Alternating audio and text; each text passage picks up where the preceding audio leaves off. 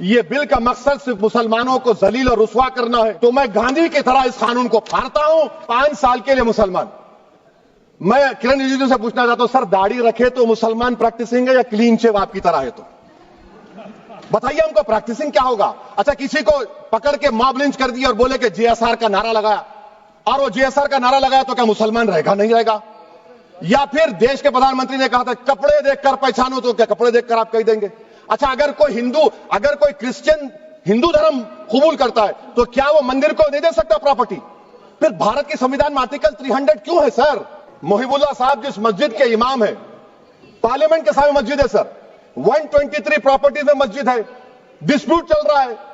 कल कलेक्टर या district officer बोलेगा कि भाई साहब ये गवर्नमेंट प्रॉपर्टी है, स्टिकर लगा दिया जाएगा, मस्जिद बंद, गवर्नमेंट प्रॉपर्टी हो गई, होगी ना सर? अब ये बताइए, आप जब से यहां पर पूरे बीजेपी रूलिंग पार्टी हमको ज्ञान दे रहे हैं कुछ नहीं होगा, कुछ नहीं होगा। जब भी ज़मीर और ज़र्फ का सौदा हो दोस्तों, जब भी ज़मीर और ज़र्फ का सौदा हो दोस्तों, कायम रहो हुसैन के इनकार की तरह। सर, ये वक्फ तरमीमी बिल भारत के गयूर मुसलमानों के ईमान पर, इबादत पर एक हमला है। नरेंद्र मोदी की हुकूमत ने इस मुल्क की सबसे बड़ी अक़लियत के खिलाफ एक ऐलान जंग कर दिया, और ये जंग ना सिर्फ मेरे जिस्म पर है, बल्कि मेरी आज़ादी पर, मेरी समाजी और माशी मार्जिनलाइजेशन पर है, मेरी शहरियत पर है, मेरे मदरसे, मस्जिदों, खानखाहों और दरगाहों को निशाना बनाया जा रहा है। और ये हुकूमत सच्चाई को नहीं बयान कर रही है कि ये तरमीमी बिल से मुसलमानों का तहफ़्फ़ुज़, तरक्की और गुर्बत का खात्मा होगा। ये सरासर झूठ है सर। अगर आप आइन के आर्टिकल 14 को देखेंगे तो उसमें लिखा हुआ है इक्वल प्रोटेक्शन। अब आप देख लीजिए सर कि हिंदू, सिख और जैन को और बौद्ध को उनके एंडोमेंट में तहफ़्फ़ुज़ मिलेगा, क्योंकि उनका एंडोमेंट बाय यूजर बरकरार है और उनका एडमिनिस्ट्रेशन उनके हाथ में होगा। कि गैर हिंदू या गैर उनके मजहब का आदमी दान भी दे सकता है उनके लिए, और एंडोमेंट बोर्ड का तहफ़्फ़ुज़ भी मिलेगा, क्योंकि उसके ऊपर ओवरराइडिंग क्लॉज अप्लाई नहीं होगा, लिमिटेशन का कानून उस पर अप्लाई नहीं होगा। उसके बरक्स ऑपोजिट आप देख लीजिए, मुस्लिम वक्फ को वक्फ बाय यूजर निकाल दिया गया। एक मुस्लिम वक्फ की जायदाद पर कब्जा होगा, लिमिटेशन लगेगा, तो जो एनक्रोचर है, जो खाबिज है, वो रातों रात मालिक बन जाएगा, और एक गैर मुस्लिम वक्फ बोर्ड को एडमिनिस्टर करेगा। ये आर्टिकल 14 के इक्वल प्रोटेक्शन का वायलेशन। अब आर्टिकल 14 में सर इक्वालिटी बिफोर लॉ भी है, और उसका कैसा वायलेशन हो रहा है कि कोई आर्बिट्ररी स्टेप नहीं ले सकता, और कोई भी ऑफिशियल किसी भी तरीके से गलत आर्बिट्ररी फैसला नहीं लेगा। यहां पर आप एक डेजिग्नेटेड ऑफिसर को रखकर वो फैसला लेगा कि ये जायदाद वक्फ की है, गवर्नमेंट की है। क्या ये प्रिंसिपल्स ऑफ नेचुरल जस्टिस के खिलाफ नहीं है, जिसका तकर्रुर एग्जीक्यूटिव करती है? ये हमारे theory of separation of powers, Bharat के आइन का बेसिक स्ट्रक्चर का हिस्सा है। क्या इसका वायलेशन नहीं है? सर, आर्टिकल 25 का वायलेशन कैसे है कि आप मुसलमानों से वक्फ बाय यूजर छीन रहे हैं और फिर आप कर्ब कर रहे हैं वक्फ वाल औलाद को, मगर वहीं पर दूसरे धर्म के मानने वालों को उनके मजहब पर चलने की पूरी इजाजत है। लफ्ज जो आर्टिकल 25 में इस्तेमाल हुआ सर, वो इक्वली एंटाइटल्ड, यहां पर मुसलमानों के इक्वल एंटाइटल्ड नहीं हो रहा।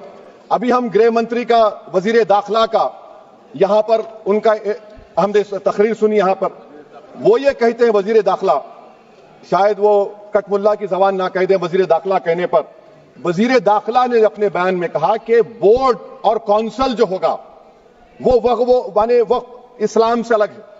सर, अगर ये बात सच है आपकी, तो फिर आपको यह कानून बनाने की जरूरत ही नहीं है, आप एक नॉन स्टैट्यूटरी बॉडी बना दीजिए।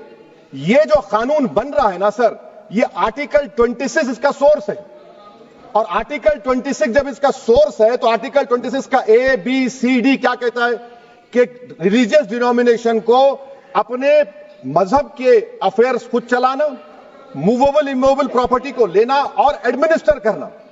जब हिंदू धर्म को, बौद्ध धर्म को, सिखों को यह राइट दिया गया है, तो आप कैसे मुसलमानों से छीन रहे हैं? तो यह आर्टिकल 26 का ग्रेव वायलेशन है। तो सर, अब वक्फ बाय यूजर का मामला देखिए, मिनिस्टर साहब ने कहा कि एंक्रोचमेंट हो रहा है, 17,000 एंक्रोचमेंट हुए हैं। तो यही नरेंद्र मोदी की हुकूमत ने 2014 में उस वक्त के मंत्री ने एक वक्फ properties eviction of unauthorised occupants bill को इंट्रोड्यूस किया। आपने विड्रॉ कर लिया 2024 में उसको। क्यों विड्रॉ किया सर आपने? जब आप मान रहे थे कि एंक्रोचमेंट हो रहा है तो आपने बिल को विड्रॉ कर लिया। अच्छा सर, अब वक्फ बाय यूजर को आपने निकाल दिया, माने कंडीशन क्या लगाए कि अगर उसमें डिस्प्यूट होगा और गवर्नमेंट प्रॉपर्टी होगी। सर डिस्प्यूट तो है, मिसाल के तौर पर मोहिबुल्लाह साहब जिस मस्जिद के इमाम है, पार्लियामेंट के सामने मस्जिद है सर, 123 प्रॉपर्टीज में मस्जिद है, डिस्प्यूट चल रहा है। कल कलेक्टर या डिस्ट्रिक्ट ऑफिसर बोलेगा कि भाई साहब ये गवर्नमेंट प्रॉपर्टी है, स्टिकर लगा दिया जाएगा, मस्जिद बंद, गवर्नमेंट प्रॉपर्टी हो गई, होगी ना सर। अब ये बताइए, आप जब से यहां पर पूरे बीजेपी रूलिंग पार्टी हमको ज्ञान दे रहे हैं कुछ नहीं होगा, कुछ नहीं होगा, मैं दलील के साथ बता रहा हूं आपको, ये मस्जिद दिल्ली गवर्नमेंट बोलती हमारी है, वक्फ दिल्ली वक्फ बोलता हमारी है, तो सर वक्फ बाय यूजर, अगर मैं अपनी गवर्नमेंट के खिलाफ वक्फ बोर्ड वक्फ बाय यूजर इस्तेमाल नहीं करेगा तो क्या है सर। अच्छा, ये अमेंडमेंट जब हो जाएगा तो मुझे कहने दीजिए सर, सिर्फ प्राचीन मंदिरों की हिफाजत होगी, मस्जिदों की नहीं होगी।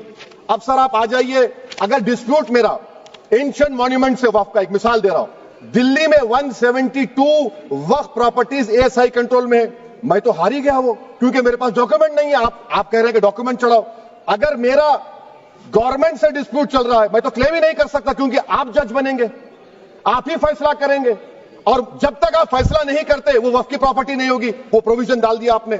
अच्छा, अगर मेरा डिस्प्यूट एंक्रोचर से होगा सर, तो एंक्रोचर में तो आपने तो 107 को डिलीट कर दिया, आप रातों रात खाबिज को एंक्रोचर को मालिक बना रहे हैं। सर मैं ये पूछना चाहता हूं आपके जरिए हुकूमत से, एक मुंबई में एक बहुत बड़े दौलतमंद है, खोजा बरादरी का यतीम खाना था, उन्होंने 2004 या 5 में 22 करोड़ में खरीद लिया। वो केस सुप्रीम कोर्ट में, क्या आप उनको मालिक बनाना चाहती है लिमिटेशन एक्ट अप्लाई करके? हमको बताइए, हम जानना चाह रहे हैं। और सच्चर कमेटी ने सर 2007 में कहा कि दिल्ली के 123 प्रॉपर्टीज की मार्केट वैल्यू 6000 करोड़ की। आज हम 2025 में आ गए, क्यों आप उन प्रॉपर्टीज के खिलाफ पड़े हुए?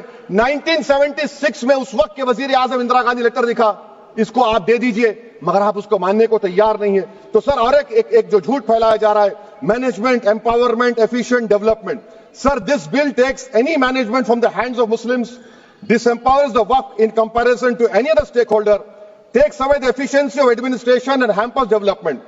Waqf disempowerment in the name of efficiency, inefficiency is being created. The progress of development from pre-independence till today sought to be destroyed. Sir अभी हमारे होम मिनिस्टर साहब ने फजल पुकाया केस का जिक्र किया। सर मैं आपसे गुजारिश करूंगा कि होम मिनिस्टर जरा अच्छे लोगों को रखकर इंफॉर्मेशन ले, फजल पुकाया का ऑबिटर क्या है? इट इज ऑबिटर, वो रेशियो डिसेंडेंटाई नहीं है जो आपने कहा है। अच्छा सर, शेड्यूल ट्राइब के बारे में कहा, क्या शेड्यूल ट्राइब में मुसलमान नहीं होते? शेड्यूल कास्ट में नहीं होता मुसलमान, शेड्यूल ट्राइब में मुसलमान होता। तो क्या आर्टिकल 25 मेरा चला गया, आर्टिकल 26 चला गया, आर्टिकल 14 चला गया, 15 चला गया, 29 चला गया? लक्षद्वीप का एक मुसलमान एमपी है, क्या उसको राइट नहीं है क्योंकि ट्राइबल है? क्या कह रहे हैं आप? इस ऐवान को क्यों गुमराह कर रहे हैं आप शेड्यूल ट्राइब के नाम पर? सर और एक चीज जो आपको बता रहा हूं सर, अब आप जब आर्टिकल 26 से मेरा सोर्स है, तो आप सेंट्रल वक्फ काउंसिल में 22 में से 10-11 आप नॉन मुस्लिम को बना सकते हैं, रिलीजन न्यूट्रल आपने कह दिया, और आप बनाएंगे, क्यों बनाएंगे आप? स्टेट वक्फ बोर्ड में 7 नॉन मुस्लिम होंगे और 4 मुसलमान, क्यों होंगे? क्योंकि आप लॉ में 95 में डायरेक्ट मैनेजमेंट में ले सकते 5 साल के लिए। आप वक्फ बाय यूजर को आप कलेक्टर डिस्ट्रिक्ट ऑफिसर बोलेगा ये वक्फ की प्रॉपर्टी नहीं है, तो वो वक्फ बोर्ड खामोश बैठ जाएगा, कुछ एक्शन ही नहीं लेगा, क्योंकि वो आपके प्यादे हैं। अच्छा, जब आप नॉमिनेट करेंगे सर मैं मोदी गवर्नमेंट के खिलाफ नो कॉन्फिडेंस ला सकता हूं, मगर वक्फ बोर्ड का चेयरमैन जो नॉमिनेट होगा उसके खिलाफ नो कॉन्फिडेंस नहीं ला सकते, हम बिल्कुल नहीं ला सकते। क्या मजाक है बताइए आप? ये डेमोक्रेसी है? नॉमिनेट भी स्टेट गवर्नमेंट करेगी, वो अगर डिक्टेटर बन जाएगा जैसा आज भारत में हो रहा है तो वो भी नहीं हटेगा। कम से कम यहां पर तो इलेक्शन है, वहां पर तो आप 5 साल झेलते रहो उसको। अच्छा सर, अब ये जो क्लॉज 11 और क्लॉज 9 आप 16AA से देखिए, where the qualification of the members of the board has been limited only to 3 categories contained in 14(1)(c). Intention is very clear that the majority is to be packed with non-Muslims. So who will defend my interests, sir? If I cannot depend on the state waqf board, central waqf council, which are going to comprise non-Muslims, this in itself is a clear violation of Article 26, 14 and 15, sir. अच्छा sir, CO पहले 95 में था कि word मुस्लिम, आपने गायब कर दिया उसको। अरे आखिर क्यों इतनी नफरत है आपके लफ्ज मुसलमान से? अच्छा फिर क्या कह रहे हैं आप कि ये भी आर्टिकल 26 का वायलेशन है? सब जितने हिंदू धर्म के प्रॉपर्टीज हैं, सिख धर्म के, बौद्ध के हैं और आपके जैन के, वहां पर उन्हीं के मजहब का ऑफिसर होगा। और कहां पर नहीं होगा? वक्फ बोर्ड में। वक्फ board is a pure religious institution, इसको समझने की जरूरत है। तो आप ये कर दे रहे हैं सर। अच्छा सर, आप देखिए, अब आप आ जाइए ये ट्राइब्यूनल पर। मुझे समझ में नहीं आया सर कि हमारे होम मिनिस्टर वजीर दाखिला ने क्या कह दिया कि 2013 का जो कानून है वो नहीं बनता तो हम नहीं लेके आते। मैं बड़े अदब के साथ उनसे पूछना चाह रहा हूं कि क्या उस वक्त राजनाथ सिंह साहब, आडवाणी साहब, हमारी लेट सुषमा स्वराज, ये बड़े बड़े नेता यहां बैठे थे?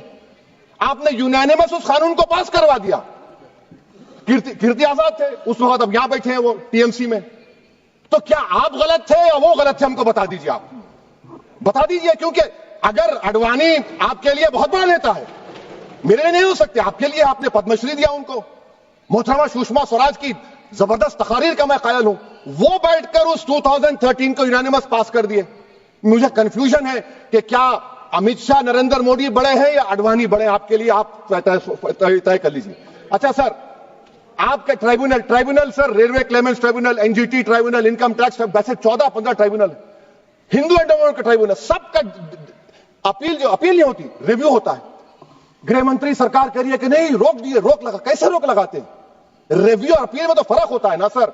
आप ही कह रहे हैं कि पूरे कोर्ट्स में बैकलॉग है और आप अपील कर रहे हैं। अच्छा सर, रिटायर्ड डिस्ट्रिक्ट जज 95 में सिटिंग डिस्ट्रिक्ट जज था, जो एडमिनिस्ट्रेटिव कंट्रोल था सीजीआई साहब, उसको निकाल दिए। अच्छा सर, अब आप अभी हमारे मंत्री साहब ने कहा trust, sir Shri Sai Baba trust 2004, वो ये कहता है जो ऑफिसर उसमें काम करता है उसको साई बाबा का डिवोटी होने चाहिए और उसको डिक्लेरेशन लिख के देना पड़ेगा। यहां पर हो रहा तो यहां पर क्यों नहीं हो रहा? अच्छा सर, आप फिर देख लीजिए, ये आपका हो गया सर। हां, अब अमित शाह साहब ने सेक्शन 2A के बारे में कहा और उन्होंने इस बात का इकरार कर लिया कि दाऊदी बोहरा के लिए यह बनाया गया है। मगर मैं आपके जरिए से गवर्नमेंट से पूछना चाह रहा हूं, आपने तो उस प्रोवाइजो में दाऊदी बोहरा का नाम ही नहीं लिखा। आपने उनको भी थैंक यू कर दिया, उनका नाम क्यों नहीं लिखा आपने? और सर, और गवर्नमेंट क्या कर रही है? आप मुस्लिम समाज में जो बेकार किस्म के लोग हैं उनको एक रास्ता बना रहे हैं, एग्जिट दिखा रहे हैं कि तुम्हें वक्त से बचना है तो तुम्हें ट्रस्ट बना लो। ये क्या कर रहे हैं सर आप? कम से कम उन दाऊदी बोहरा को आप दे देते। अच्छा sir, clause 3V section 36 clause 18 देख लीजिए। Oral Waqf, oral appointment has sought to be discontinued even though it is recognized practice in Islam. Muslim personal laws recognize oral waqf and 1937 Shariat Application Act. Sir, आप clause 39 पर आ जाइए। 5 साल के लिए मुसलमान। मैं किरण रिजिजू से पूछना चाहता हूं, सर दाढ़ी रखे तो मुसलमान प्रैक्टिसिंग है या क्लीन शेव आपकी तरह है? तो बताइए हमको, प्रैक्टिसिंग क्या होगा? अच्छा, किसी को पकड़ के मॉब लिंच कर दिया और बोले कि JSR का नारा लगाया, और वो JSR का नारा लगाया तो क्या मुसलमान रहेगा? नहीं रहेगा। या फिर देश के प्रधानमंत्री ने कहा था कपड़े देखकर पहचानो, तो क्या कपड़े देखकर आप कह देंगे? अच्छा, अगर कोई क्रिश्चियन हिंदू धर्म कबूल करता है तो क्या वो मंदिर को नहीं दे सकता प्रॉपर्टी? फिर भारत के संविधान में आर्टिकल 300 क्यों है सर? राइट टू इक्वालिटी क्यों है? फ्रीडम ऑफ रिलीजन क्यों है? 5 साल कहां से लाएंगे? अच्छा सर, और एक चीज मैं आपको बोल के खत्म कर दूंगा सर। इस बिल में वक्फ कल औलाद का सर, इसमें आप देखिए clause 432, the creation of waqf कल औलाद shall not result in denial of inherent rights to heirs including women heirs or the wakif or any other right of person. Sir, ये आर्टिकल 25 का वायलेशन है, शरीयत एप्लीकेशन एक्ट 37 का वायलेशन, आर्टिकल 300A का violation है। अच्छा, हिंदू धर्म में सेल्फ एक्वायर्ड प्रॉपर्टी को एक हिंदू, अब उसके फर्ज के 2 बच्चे हैं, वो एक को अपनी पूरी दौलत दे सकता है, कोई रोक टोक नहीं है। वो कहेगा नहीं मैं घर के बच्चों को नहीं दूंगा, मोहल्ले के गरीब को दे दूंगा, वो भी कोई रोक टोक नहीं है। वहां पर आपको बच्चों की फिक्र नहीं है। जब मैं अपनी प्रॉपर्टी को अल्लाह को मालिक बनाकर दे रहा हूं, आप कह रहे बच्चों की फिक्र नहीं है। इतनी मोहब्बत आप बिल्किस बानो से दिखा देते तो आपके लिए दुआएं देती आपके लिए। तो सर, आप दूसरी बात आप देख लीजिए सर, आखिरी बात कहकर मैं अपनी बात को मुकम्मल कर रहा हूं सर। नहीं मुकम्मल कर रहा हूं। स्पीकर साहब बहुत टाइम दे दिए सर। आप देखिए, इसमें अमित शाह साहब बोले कि इतनी प्रॉपर्टीज का कब्जा हुआ, चोरी हुई, ये हुआ। सर, क्लॉज 2652A सेक्शन, अगर कोई प्रॉपर्टी बेचता है 2 साल की सजा थी, आपने क्या कर दिया? उसको 6 महीने कर दिया। नॉन अवेलेबल था, आपने अवेलेबल कर दिया। सेक्शन 40 की बात करते हैं। सेक्शन 40 में सर हमको जो ज्वाइंट वर्किंग कमेटी का जो नोट्स दिए उसमें मिनिस्ट्री ऑफ माइनॉरिटी अफेयर्स ने कहा कि 30 साल में 515 केसेस सेक्शन 40 के और सिर्फ 8 लोग कोर्ट को गए। वक्फ यूजर का कानून तेलंगाना आंध्रा में है, सेक्शन 40 का कानून तमिलनाडु 63 है, आंध्र प्रदेश में 43 है।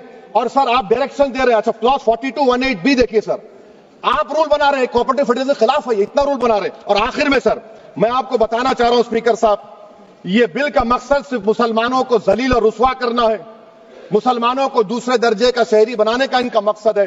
सर अगर आप हिस्ट्री को पढ़ेंगे तो महात्मा गांधी उस वक्त के व्हाइट अफ्रीका में सफेद फार्म अफ्रीका के कानून को महात्मा गांधी ने कहा था कि ये मेरा कॉन्शियंस इसको मानता नहीं, मैं इस कानून को कबूल नहीं करता हूं। तो महात्मा गांधी ने क्या किया, उन्होंने उस कानून को फाड़ दिया। तो मैं गांधी की तरह इस कानून को फाड़ता हूं, ये अनकॉन्स्टिट्यूशनल है सर। इस देश में झगड़े पैदा करने का काम बीजेपी करना चाहती है मस्जिद और मंदिर के नाम पर, इसीलिए मैं इसका कंडेम करता हूं और मैं आपसे गुजारिश करता हूं कि मैंने अपने 10 अमेंडमेंट दिए हैं, आप इसको कबूल करिए सर, मुझे बोलने का मौका दीजिए और उस पर डिवीजन का मैं डिमांड भी करूंगा। Thank you sir.